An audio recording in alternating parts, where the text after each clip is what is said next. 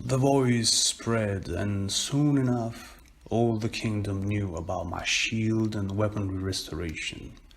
So it happened that one the Black Knight, aka the knight who is as black as the night, came to my workshop.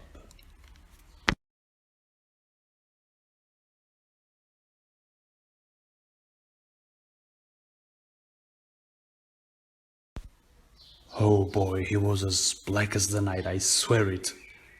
And there was an explanation for that. He was the only son of the Black Witch. He had a job for me. He just broke his jousting lance, and he had to joust the day after. I asked him, "How much time do I have to fix your jousting lance?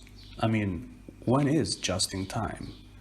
And he said, "Tomorrow is jousting time."